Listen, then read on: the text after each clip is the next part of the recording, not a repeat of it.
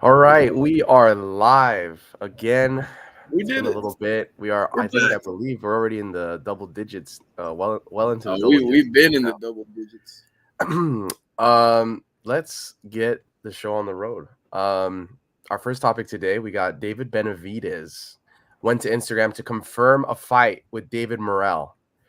While a location and date have not yet been announced, all signs are pointing to the fact that this fight will probably happen in January in Las Vegas. Which fighter will show that they are one of the best at 175? I'll let you take this one first, Jeremy. What are we thinking in terms of this fight and who is going to come out on top and showing that they're the second guy really behind obviously the fight that's happening tomorrow? Yeah, no, I am ecstatic that this fight is getting made because I mean, this is the one that everybody's been asking for. You know, everybody's saying David Benavidez is ducking David Morrel, which I think is still an absurd thing to say, but everybody's entitled to their own opinion. Um, but yeah, no, I'm super excited for this fight, man. I mean, but more so excited because I think David Benavidez is genuinely going to shut up David Morrell. I don't think David Benavidez is exactly running from anybody. He's game to fight anybody, and he shows it. He shows it constantly. He wants to. He loves to fight. And this is exactly what this is going to be. I mean, I expect nothing less of a firefight for this one. I do have David Benavidez. I would say he takes him the distance because again, this is at 175. They're not as fast as their 168-pound selves, but I mean, man, they're just this is going to be an insane one. They're both dogs, both in their primes. They both love to get down. But I'm gonna give the edge to David Benavidez in this one just for the sole fact that I think his competition has been much better. Um, we watched all what was it, 10 or 12 rounds of the David Morrell versus Radiovic fight, Hot Rod. We watched that in person, and I mean, David Morrell, he put on a good performance, but it wasn't exactly something where I would say it was like, like, oh, wow, that's super impressive. He's definitely going to, knock out David Benavidez. He's definitely going to give a fight to David Benavidez. I still got David Benavidez edging it, but this should be a great one. I think it sells fantastically because, again, this is one that a lot of people have been wanting to see for a long time. So, yeah, I'm going to pass it to you, James. I think this is a great one, and I'm super excited. Yeah, I mean, this is honestly, personally, I felt like David Benavidez did all the work that he needed to do at 168. A lot of people were talking about Morrell in boxing, and I mean, boxing is really the only sport where obviously when you become like a high level champion, there's always new contenders that come in the picture, and fans expect you to challenge when David Benavidez had already taken out Anthony Durrell when he was very young. He already took out Caleb Plant. He had already taken out Boo Boo, Andrade. So by this point, I don't know. I always felt like David Benavidez had done enough, but the fans started really picking up on the fact that Canelo was just simply not going to fight David Benavidez. So the fans really started to clamor for a fight like this, where we would have Morrell versus David Benavidez, because I think that the fans still believe, and I think that we all believe, that this is a contender fight to see who's going to come out on top and fight Bivol. And then whoever beats Bivol can finally say, Canelo, there is no more options left on the table for you. By that point, Canelo will be a lot older and much likely not to take a fight against a David Benavidez, which I believe is going to win this fight. If Morrell wins somehow, which is not going to happen in my view, it wouldn't happen. But he is young and he is game. Canelo would probably take a fight like that. It's a fight that Canelo could definitely have somewhat of a chance of winning, especially at 175, especially against an inexperienced or relatively inexperienced Morrell. He could definitely take a fight like that at that point. But I don't know. I mean, this is a good fight, though. I think it's a great fight. I wish it would have happened at 168, but obviously Canelo held up that division. So, David Benavidez and Morrell both had to move up. I don't think that they're going to – Morrell's power doesn't translate as well to 175, and David Benavidez's volume and speed does not translate as well to 175 either. So it's going to be we're just going to see heavier, lanky guys fighting. that probably would have been a lot better at 168, where it seems like that's their peak weight and their peak performance weight. But let's see, maybe Benavidez could pick it up. He could add a little bit more muscle mass. He can, really be a little leaner and just quicker in this next fight. And hopefully Morrel can, really relatively, he can't really do much with power. Power is really just going to be something that you either have or you don't at whatever weight class you're in. And I don't believe that Morrel's power really translated that well to 175 as we saw against the guy he fought at Riyadh season, Hot Rod. So I don't know. I think this is a good fight, though. I really do think this is going to be a good fight. It's going to be an explosive fight. This is definitely a fight where I believe that it's going to be fun and entertaining. I think it will go to 12 rounds, but I think that people will be surprised how one-sided David Benavidez could make this fight be. I was gonna ask you, like, do you think there's something about David Morrel that like could give Benavidez trouble though? I think that his youth, and the fact Okay. that I think his youth and the fact that he's game he's game and he has all the physical assets, obviously, like, in terms of reach and all that stuff, which in boxing doesn't always matter, but it does in this context, in the sense that he might actually be a little bit bigger than Benavidez going into 175 naturally. So I think that does pose problems for Benavidez, because it might be a little awkward for him to really, with the size. Okay. But I don't think so. I think Benavidez' volume and his his fight habits. I think that David Benavidez takes this fight, no doubt. If obviously this fight's going to be made, but I think David Benavidez is going to take a decision against this guy, and it's going to be a pretty high volume, high action fight though when it does happen. Yeah. Sick. Bro. I don't know. This is going to be a really, really It's a tough intense one. Yeah. It's gonna be one of those fights where you're gonna be all nervous and sweating, by the time it's like Jimmy Lennon Jr. is out here announcing both fighters. I think this is an 8-4 for Benavidez when they do fight. I think it's gonna be 8-4. Yeah, that's fair. I would say 7-5, 8-4. Yeah, one of those. I can't imagine this. Yeah. Yeah, no, I don't know. People are building up David Morrel to be this guy that's gonna like that. But you know what I mean? He has earned that, but at the same time he hasn't, because in my opinion, David Benavidez was a world champion. David Morrel has not been a world champion. Yeah, I mean, the most he's held is probably this. Yeah. In addition to that, David Benavidez has fought world championship level fighters. Yeah. David Morrel has not, and because of that, I don't think that David Morrel is on the level to beat of David Benavidez. But it's a good fight, and it's going to make David Benavidez' record look a lot better when it happens. True. But closing into another big fight that's been announced, we got Gervonta Davis has confirmed his next fight with the opponent being WBA 130-pound champion Lamont Roach. The fight is set to take place in Houston, Texas in December. What are the early predictions for this fight, and does Lamont Roach have a chance to beat Tank Davis? I'll let you take this one. Do you think that Lamont Roach, what do you think about the fight in general being made? And second, do you think Lamont Roach stands a chance against the Tank Davis? I mean, I'm not gonna lie to you. I'm not too thrilled about this matchup. I think it's just weird. But at the same time, you also can't blame Tank, considering what's going on at 135 right now.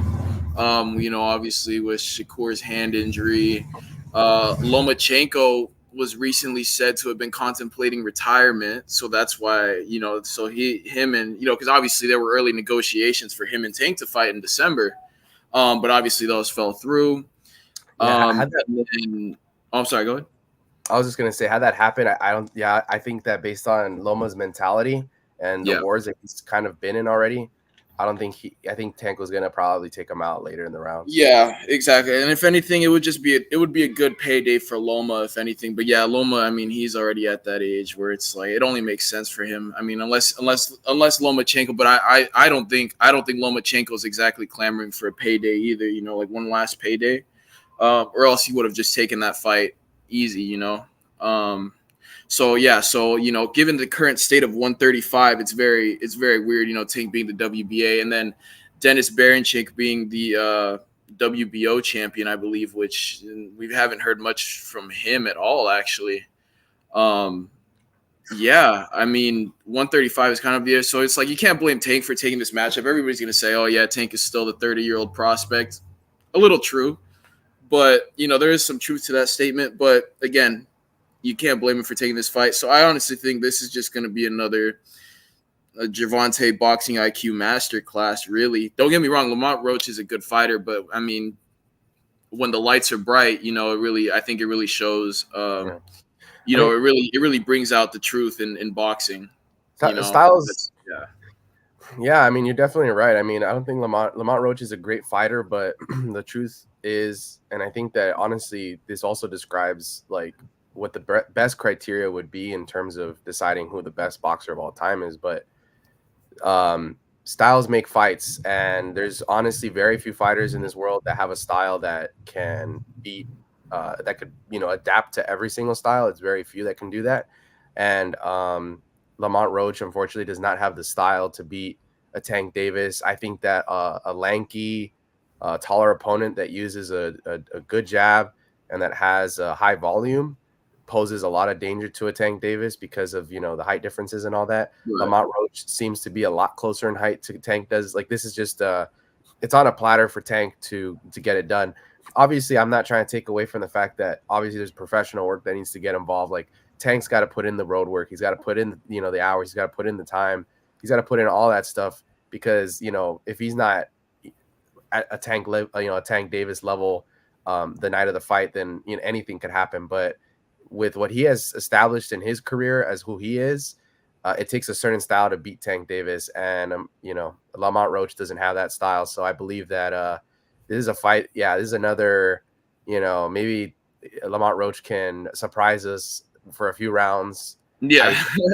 Probably outbox him or something. I mean, it's a classic Tank fight. Tank gets outboxed for maybe like four rounds, and all of a sudden Gervonta Tank Davis walks into the building, and somebody gets becomes a meme basically. Yeah, Yeah. no, definitely. So I think this is a fight made for Tank Davis. I already like the posters that they made for it, kind of like a throwback. It is pretty cool. Bad blood type of stuff. Even It. though these guys, don't really know each other, it's not that much of a rivalry. But I would say that this is another excellent display for Tank. I think he's taking out Lamont Roach in less than 8. Yeah, I mean, I'm still tuning in though. Don't get me wrong. I'm still here to watch it though. I mean, it's a Gervonta fight. Who doesn't want to see that? But yeah, hopefully, hopefully the next fight we can get a Shakur or something like that. If Shakur recovers properly, see if he wants to tune in or something like that. Yeah, something like that. Yeah, but, I mean, I think a fight like that's gonna take a while. Like in the sense that obviously, like, we've been talking about it for a bit. I think that if those fights are made, it's gonna obviously be through Riyadh season because Riyadh season is putting together these larger fights where these fighters are actually putting their records on the line. That fight will not happen, I would think, like for the next year and a half. I think that Tank's our opponent, and then Shakur's gonna take he's taking a layoff for I think the rest of this year. He's gonna fight beginning next year. By that point, Tank will have already fought twice. Shakur will only have fought once. Kind of low activity. Tank's gonna take a fight with Shakur, and then at that point, it's gonna be a little dangerous because it's like, oh my gosh, he's off of like 3, 4, 5 knockout streak. Shakur hasn't fought anybody in a while. Right.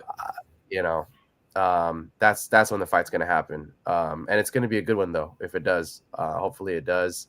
But this fight, obviously we can't overlook Lamont Roach. He has his championship pedigree for a reason.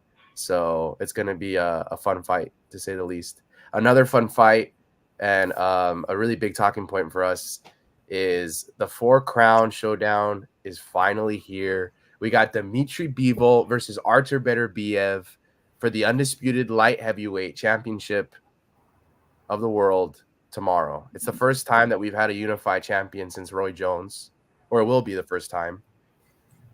And the first time in the box, I mean, not in boxing, but the first time in this weight class's history, it's going to be a unification against between 2 Russian fighters. This is a time for the Russian fighters to really display why it is that people have so much respect for them. And there's a reason. We're going to see a beautiful Soviet style. I think it's the last boxer or maybe just like one of the only boxers of this generation. I'm sure there's a bunch that have it, but the only boxer at a high level in this generation that uses a Soviet style versus a I believe he's from Dagestan. I'm not sure, or at least some sort of lineage to Dagestan from what I hear. Um, Pressure, swarmer, puncher, power puncher in Artur Beterbiev. This is a dangerous fight. I've looked at it, and honestly, I originally used to think Beterbiev was going to beat Bivol, but after the long amount of inactivity, and the long amount, the many injuries that he has sustained, I don't think that he is at the 100% that he was 1.5 years ago to actually pose a bigger threat to Bivol. I think he still poses a threat. I don't know. It's interesting because I think somebody's getting rocked and somebody's getting knocked down. I think that it's going to go 12, but somebody is going to get knocked down. There isn't going to be a finish. I don't think these guys go enough to the body. I know that Artur does, but I don't think Bivol. I don't know. It's going to be a tough fight. To say the least, I think it's going 12, but I think it's going to be like 12 hard fought rounds. These guys both throw similar volume. It's going to be a really it's going to be a war. I don't anything less than a fight. It's going to be a great fight. I believe Bevol's going to take this fight. I think his volume, I think his style is just going to be too much for Beterbiev. And I also think that Bivol has actually fought trickier fighters than Beterbiev has, and he's fought more better opposition than Beterbiev has. I think Beterbiev fought a lot of guys that it was just easier for him to get it done. Not to say they're not elite level guys, but I think Bivol just had a larger talent pool to fight from. I mean, look, he beat Canelo Alvarez, that put him on the map, and then he goes on to beat Ramirez, who is a cruiserweight champion now, and then he beat this other guy like not too long ago, a Riyadh season. He made light work of that guy. 9 rounds, he knocked this guy out. So Bevel's on a hot streak. Beterbiev is in a lot of inactivity. His last fight was against Callum Smith, who got totally outboxed by a 5'8" Canelo Alvarez. I mean, obviously Canelo is an amazing fighter, but I don't know. I just feel like Bivol has kind of showcased why he's that elite level guy. Beterbiev has too, but I don't know. I think Bivol has more tools in the toolbox to get this done. Yeah, and I'm glad you're coming over to the Bivol side because I know you and I disagreed at this at first, but Hey, it was easy after all those. It was easy after all those injuries. That's true. I mean, yeah, that condition that Artur Beterbiev has is, I mean, it's a very unfortunate. Obviously, that's why we didn't see this fight. And I mean, what was it scheduled for? Was it September originally? Yeah, it was September. It was like September something. More than a year. Yeah. So I mean, man, yeah. just his whole condition. I mean, it's an unfortunate circumstance. He's a lot older than Bivol. I mean, I thought that the reason why, I mean, it's not going to be a perfect fight for Bivol. Bivol's going to get hit and he's going to look not as good as he always looked because he's fighting this is a real deal guy, but I don't know. This is going to be a Bivol win, like you were saying. Like, I think so. And you're telling us about the condition he's in. Right. And I think, as Mr. Picks for the Combat Sports guy, he's coming out. All right. There's something that I want to point out here that I thought was pretty interesting. When this fight was first announced, the odds were -115. That means the percentage was 50-50. Now Dmitry Bivol is sitting at -130. Artur Beterbiev is at plus. Sorry about that, folks. Plus 110. So for those who understand odds, you know that, I mean, that's a shift. So that is crazy. I mean, the fact that this fight was basically, Vegas had it 50-50 and now one side is favored a pretty decent amount, all things considered. They took they took the Combat Sports Guide's lead on that in the sense that our Artur Beterbiev has gone through so many injuries, and he's Yeah, been so active, and they Bivol know. is on such a rampage. Yeah, It's like, you they know, consulted us. They consulted us in their decision to change those odds. literally. Yeah, but yeah. So for those who understand odds, I think Dimitri Bivol is a good pick, just the way the line moved from what it Yeah, was at originally. Um, but again, that does not mean Dimitri Bivol is an absolute lock. Beterbiev can very much leave Dimitri Bivol on the canvas multiple times and ultimately end this fight with one punch. So take that, do what you want with that information. Mr. Pix believes that Dimitri Bivol is going to take this by decision, and yeah, yeah, yeah. that's No, I I mean, gotta it's yeah I do believe this is going the distance, and I believe Beevil's getting the win. But this is on the level of a Usyk Tyson Fury type of fight where it's going to be yeah a very closely fought fight where there is definitely going to be people rocked. There is definitely going to be absolutely knockdowns. Like this is, I think this generation, I don't think we value the good boxing of the world as much as people have in the past. I mean, obviously there's so much to look at now, but Usyk versus Tyson Fury was a historic fight, yeah and the margin of error was only one round. Realistically, I had a one round difference. Um, in this fight is going to be the same thing. It's a game of inches in the sense that yeah, you're right. Bivol could get knocked out at any point. He got rocked against guys that have less power. yeah Um, Artur Beterbiev's been rocked by guys that are not as qualified as Bivol is. yeah And when you get two guys like this that have so much momentum behind them, and the those little signs that they've shown in their past fights, they start coming out like, oh, wait a minute, Bivol, he gets a little too excited sometimes. Maybe Archer could take care of that. Oh, wait yeah a minute, Archer he overthrows a little bit too much, and Bivol's gonna take advantage of that. Everybody has an opportunity as long as you throw a punch. So it's gonna depend on who puts on that volume the most this fight, and it's gonna be tough. It's gonna be an excellent battle. Artur Beterbiev, he's a body snatcher, he's a power puncher. Bivol, he's a Soviet style fighter, in and out. Never, he's not there to be hit, but he's there to hit you. This is gonna be an all time Russian battle as it's been advertised. So yeah, no, we can't sleep on this, bro. This is a historic fight. I have to Certainly fight.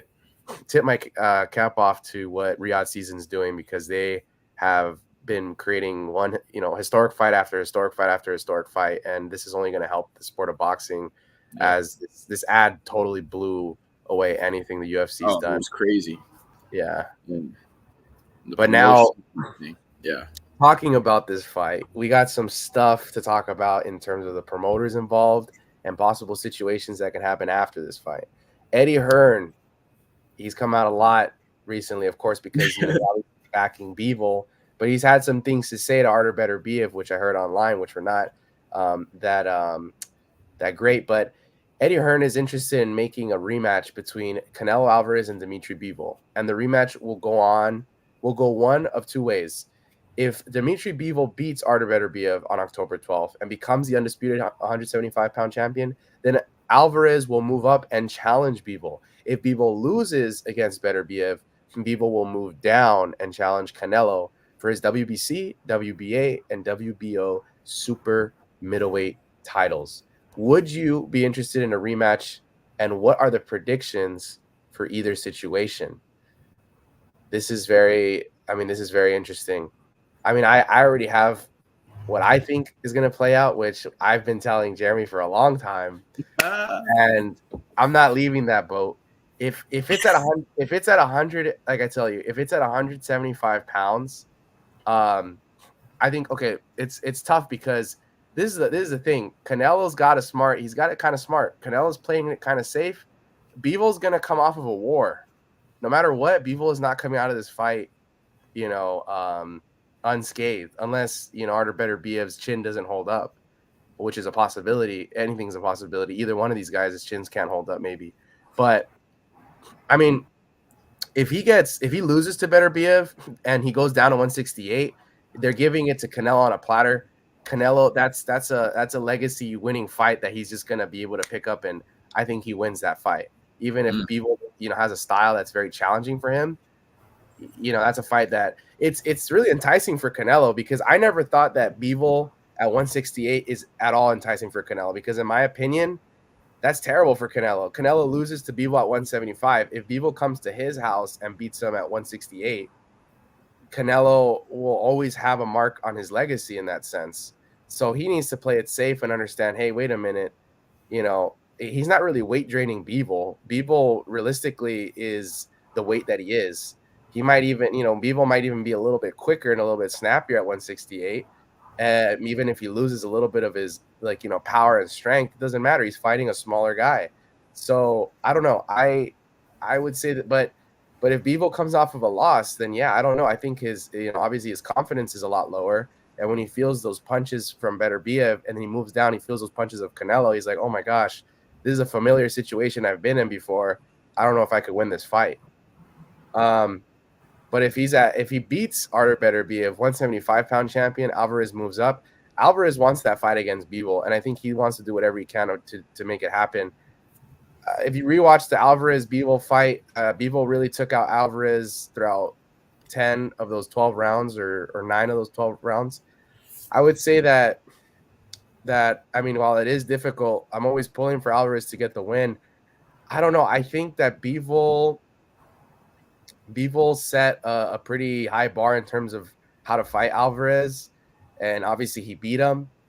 I don't know. I saw ways in which Canelo can be a better fighter against a Bivol. I think he still has the style to give Bivol problems. I don't, he's very Canelo wasn't really rocked. He still has the same type of style. He really just needs to incorporate not, trying to target Bivol's front arm, because even though he was doing that the whole fight, Bivol used it as an opportunity to just counter him a lot quicker than Alvarez could ever react. So I don't know. Alvarez needs to change up his game plan if he does fight against Bivol at 175. It is a tough fight at 175. I'm not gonna sugarcoat it. Even though I am pulling for Canelo to win that fight, It's not gonna be an easy fight, especially the way that they've set these terms for that first 175-pound possible fight. That's a tough fight for Canelo to win. But 168, I think that's definitely a way winnable fight. That is a very winnable fight. I think Canelo could definitely win a fight in that situation. But I don't know. What do you think? What do you think of this situation? I mean, Eddie Hearn has put this crazy situation down, and yeah. I am not gonna lie to you. It honestly didn't even occur to me that Dimitri Bivol is. I mean, obviously he's going to be going into a war, and he's going to be coming out of a war.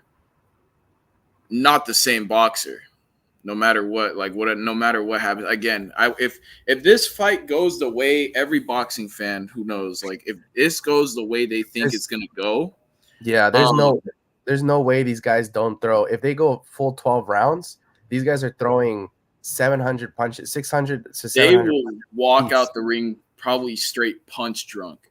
There's no doubt. Yeah, if this fight is gonna go, we are not anticipating a low volume fight. No Terrence Crawford versus Madrimov here. No, these guys are gonna put it all on the line.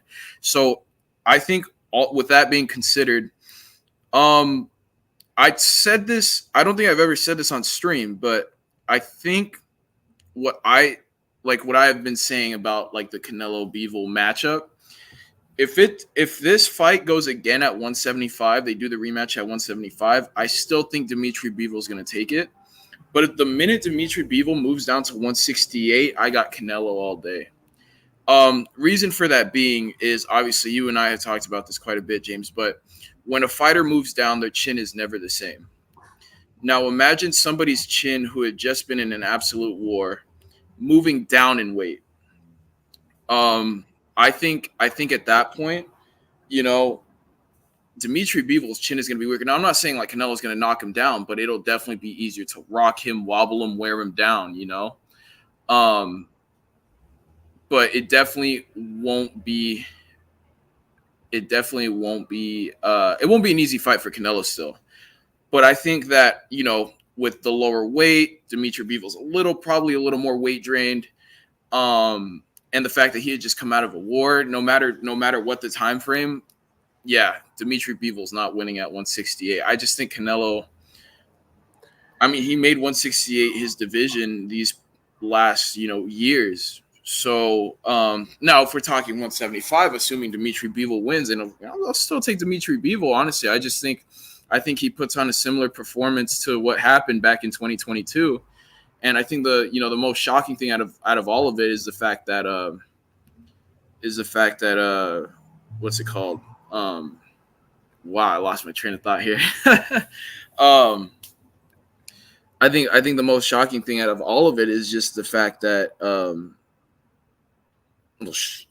mean, that Canelo was like, he was a finisher still when he fought Dimitri Bivol. I think he what was he? He knocked out Caleb Plant. And then Yeah, I mean, before that, it was Billy Joe Saunders. So, I mean, yeah, he fought a really good version of Canelo's. And now we have seen that Canelo's slowing down just a little bit. yeah, it's true. Yeah, I mean, Canelo's definitely like he's slowed down since the Canelo that he fought, 2-3 years back. I think that Canelo, like, I don't know, I saw Canelo dominate the first 1 to 3 rounds, and then I was like, oh, this is a classic Canelo performance. Right. And then Bivol just walked into the building and said like, oh, I'm here. And then he practiced what Gennady Golovkin did in their fights.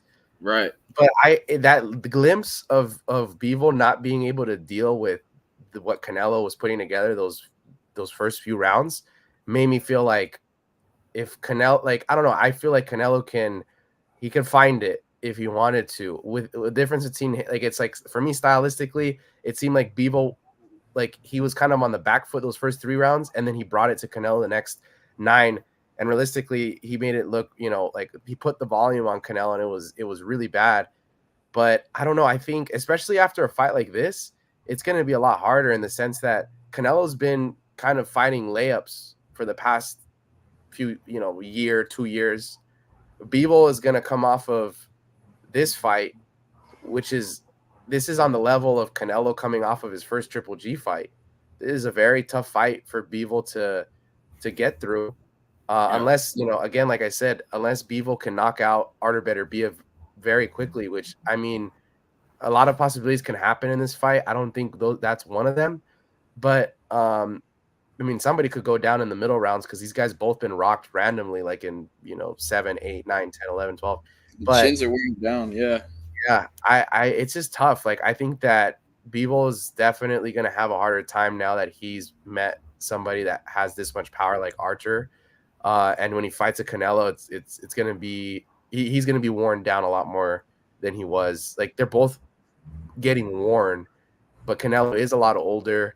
I think at 168, obviously that favors Canelo a lot better. 175, that fight is still interesting to me because I think that Canelo, if he implements the right game plan and he's had as much success as he had, and Bivol just comes off of a war, and they both meet at 175 pounds, I think it's still an entertaining fight that's still kind of challenging for both sides. Yeah. But yeah, no, it's gonna be tough to see how it plays out. I do see that Canelo fights Bivol at some point, though. I don't think Canelo fights Benavidez is what I'm starting to see, unless Benavidez looks, unless he does what he did to Bivol, and Benavidez, fights Morrel, and then he fights Artur Beterbiev or somebody, Yeah. or somebody that's left over. And if Canelo sees cracks in the shield, and he'll be like, okay, I can take this fight, and then he'll mess up Benavidez, because Benavidez, he'll be worn by then if he has a few wars. But I don't know. It's gonna be interesting to see how Canelo could strategize, because it seems like he's strategizing in the sense that he's like, I want to get that win back, Yeah. and then Benavidez, I think that's still on the table, but the way Benavidez has been looking, it's not on the table, because stylistically, I can even say that Canelo is not. he is not beating a Benavidez that we've seen in these past few years. I mean, the one we saw against the Ukrainian fighter, he won 10 of those 12 rounds, even if he Yeah. looked tired. Yeah. So it's like I don't even. It's really up in the air, and it's tough in terms of this situation. These are some wild. I mean, it is. I don't know. This is like a little bit dreaming in the sense that it could happen, but if Bivol loses, I don't even know if Bivol want to sign a contract like that. I don't even know if Bivol would want to take up a fight like that right after. Maybe he would, maybe for the payday, but I don't know. And then Canelo, like maybe he wants to fight somebody else easier. There's Or another shoot, Charlo. maybe just for the chance to prove that, like, oh yeah, my win wasn't a fluke back in 2022, that kind of thing. Yeah. Yeah. It'll be interesting to see how this whole thing plays out. It's crazy, yeah. It's a hypothetical. I mean, this is all hypothetical, but I really do think this will be Canelo's next fight. I mean, there's not like who else is he gonna fight at 168 unless he wants to go for undisputed at 168 against William Skull, because I think he's IBF champion now, or somebody's IBF champion. Somebody with not too big a name I know is IBF champion right now, but it's like Canelo doesn't need that at that point. He could just stay unified and keep challenging whoever he wants, really. Yeah, I mean, there's the two people I've been hearing. I mean, there's three. I'm not really a big fan of the rematch. There's a Caleb Plant rematch. There's a Charlo, the brother the bigger Charlo, yeah, Jamal. And then there's the third one I've been hearing is Mbili. Christian Mbili is the other one. Interesting, yeah. And Top Rank's pushing for that, and that could definitely happen because, I don't think that's a bad fight though. I still got Canelo though, but against Mbili, yeah. I mean, I think Mbili gives him a tough, one of his tougher fights in a while. Oh yeah, and Billy's gonna give him a lot more of a tougher fight than he's had in a long time. I would say probably Munguia and Berlanga to say, Oh yeah.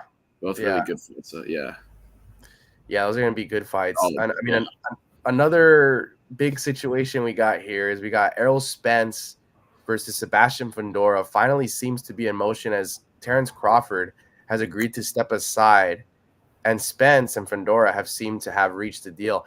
Is it a good fight in the 154-pound division, and how many pay-per-view buys does this fight generate? What do you think? Do you think this is a good fight? Do you think? I like it, but I like it because of just names. That's really it. I don't think this is going to be an entertaining fight to watch. No. I'm looking forward to the fight because Errol Spence is fighting. Yeah, that's great. Just that big fight feel. That's really the only reason I'm looking forward to this fight. I'm not looking forward exactly to either guy fighting each other because I mean I just don't think it won't be entertaining. It won't be the most entertaining fight, truthfully. I think it'll be an awkward fight, but I think that it's going to be high volume because unless Fundora fights, like if he's trying to implement what he really is saying that he's starting to implement, which I don't know how true that is because the Tim Tszyu fight is such a outlier of a situation that it doesn't even make sense like what happened. But Sebastian Fundora is an exciting fighter. Errol Spence throws a lot of punches. They're bound to have like a high volume fight, an awkward but high volume fight. But if Fundora, he started implementing a jab only when he saw that Tszyu was bleeding. He's like, oh my gosh, this is a great opportunity. Of course it is, because Tszyu could barely see, and he just all he has to do is throw a jab and keep the range, and that's that's what won him the fight. But that's not going to happen here in the sense that he's not going to elbow Errol Spence and magically Errol Spence is going to be cut open like that. So it's going to be a whole different type of fight.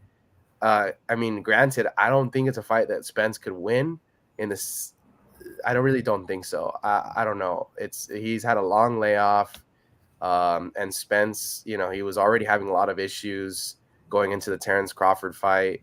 But I don't see it as a fight he could win. But I think that Fundora takes care of this fight pretty handedly, because I don't think Spence is the same fighter anymore. But it's Spence's last opportunity to say, like, you know what, I'm still a competitor and I want to have a shot at Terrence Crawford.